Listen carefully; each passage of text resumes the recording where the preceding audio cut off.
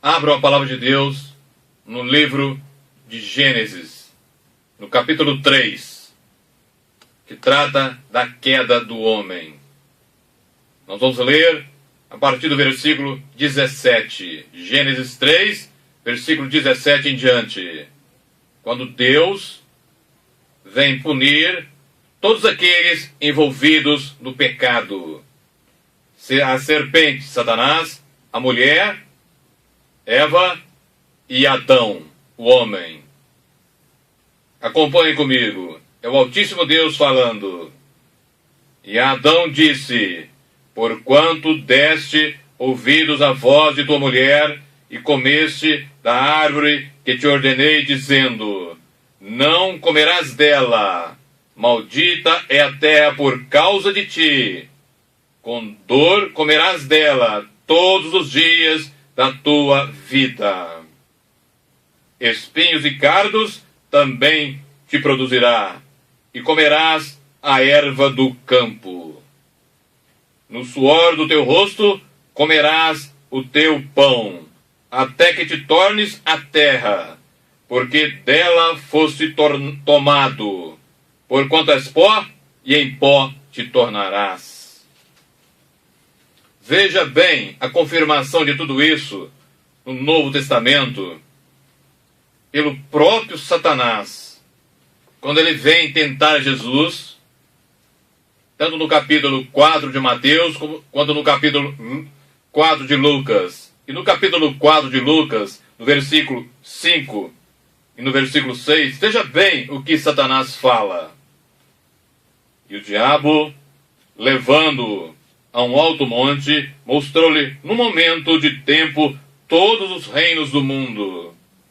E disse-lhe o diabo: veja bem agora, dar-te-ei a ti todo este poder e a sua glória, porque a mim me foi entregue, e dou a quem quero. Quem que entregou toda a autoridade e todo o poder ao diabo? O homem com seu pecado. E também, na carta aos Romanos, no capítulo 8, nós vamos ler algo que ratifica também isto. Romanos, capítulo 8.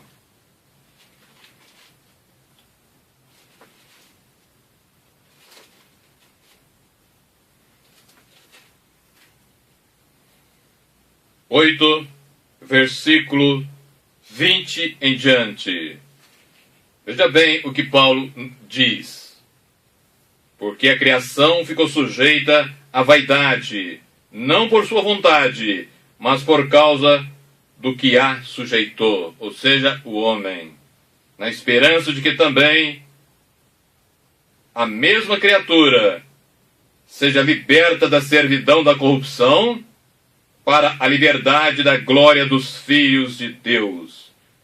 Porque sabemos que toda a criação geme e está juntamente com dores de parto até agora.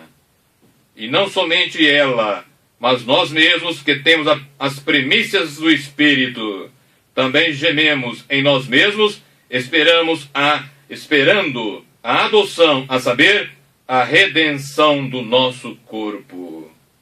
Esta palavra que o Senhor deu a Paulo vem ratificar tudo aquilo que ele fez em Gênesis capítulo 3, versículo 17 em diante, sobre o homem. É tão violenta a ação do pecado que ele, a partir de então, propiciou e deu entrada a toda a terra da maldição, transformando então o homem, daquele momento em diante, como Deus havia dito, em alguém que não tinha mais acesso e a vida espiritual para a qual Deus o criou. E a partir daquele momento, ele deu entrada na sua vida à morte. A morte física, que até então não ocorreria segundo o plano inicial de Deus. Veja bem o que Deus fala. Primeiro, porquanto ouviste a voz da tua mulher. Ele não levou em consideração o que Deus havia lhe dito antes, mas o que a mulher disse, o que o homem disse. Ou seja, o que a mulher que estava ali, que tinha sido tirado dele próprio, falou, não o que Deus falou. E comeste da árvore que te ordenei, dizendo, não comerás dela. Deus havia declarado definitivamente, não comerás da árvore da ciência do bem e do mal. Mas ele comeu. Mas ele foi desobediente e comeu. Então, veja o que Deus fala em seguida, por causa do pecado do homem. Maldita é a terra por causa de ti. A causa de todo mal, a causa de todas as coisas, de toda a tragédia, de tudo aquilo que vem ocorrendo desde então, é o homem. Muitos falam que Deus é o culpado. Não, é o homem que pecou. É o homem que desobedeceu a Deus. É o homem que se afastou de Deus. É o homem que se afastou da presença toda-poderosa, amável, delicada, carinhosa do Deus Altíssimo. E preferiu ao diabo. É isso mesmo, preferir ao diabo. E continua. Com dor, veja bem, aqui deu entrada a dor, a maldição da morte, da dor, da doença e da morte eterna. Com dor comerás dela todos os dias da tua vida. E ele continua. Não era assim até então, mas a partir daí começou isso que está no versículo 18. Espinhos e cardos também ela te produzirá, e comerás a erva do campo. Não era isso que Deus tinha planejado para o homem, mas ele quis ouvir a voz de Eva, quis ouvir a voz da mulher e não levou em conta aquilo que Deus tinha dado a ele como mandamento, como ordem. E ele continua dizendo, Deus, no versículo 19, no suor do teu rosto comerás o teu pão, até que te tornes a terra. Aqui, a morte física. Até que te tornes a terra. E por que tornar a terra? Porque dela foste tomado. Porquanto és pó.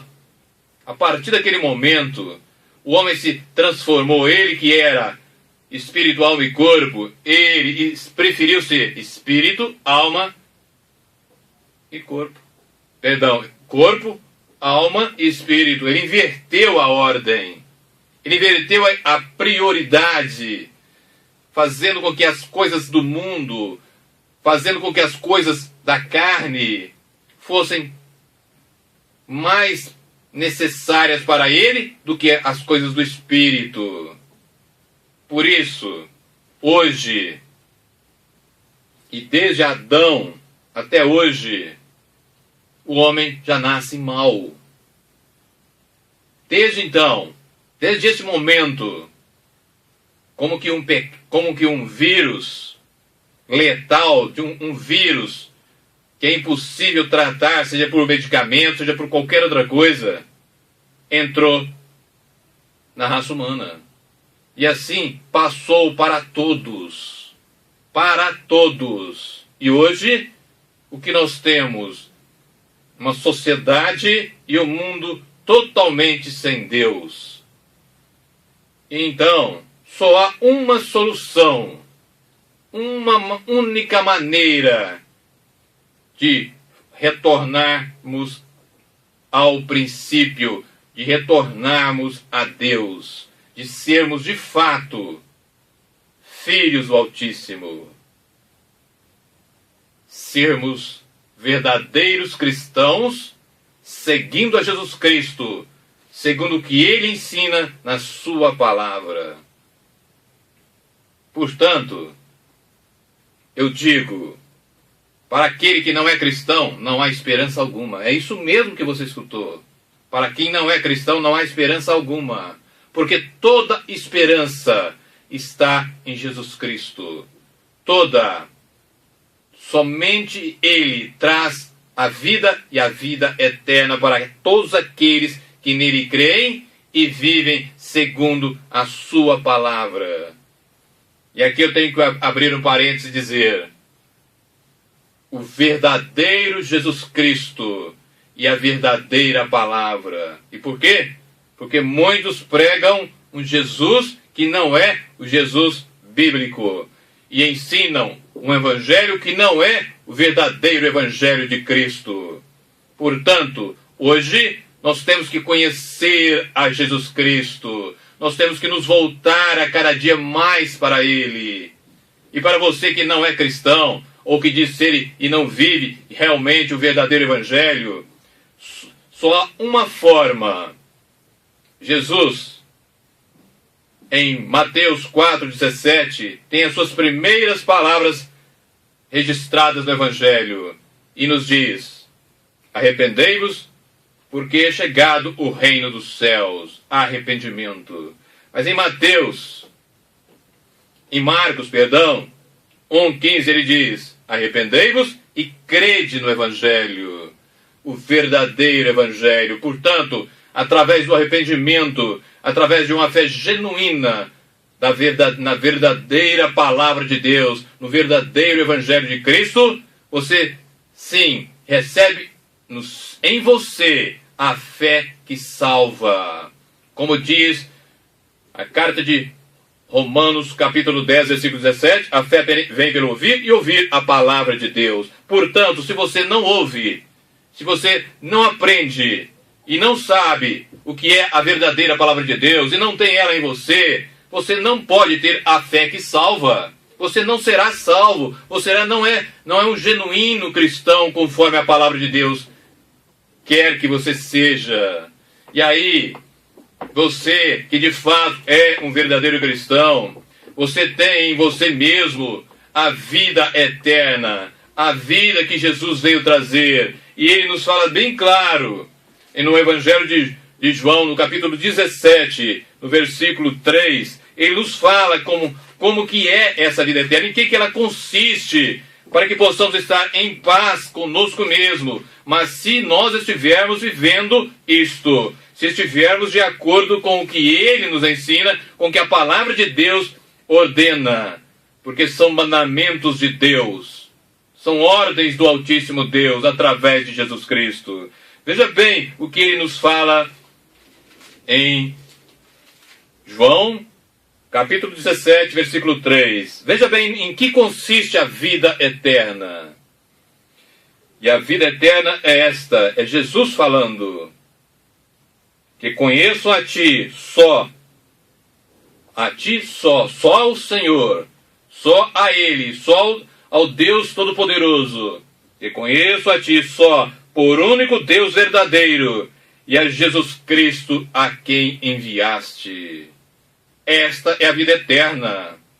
É aí, aqui nesta terra que começa a vida eterna.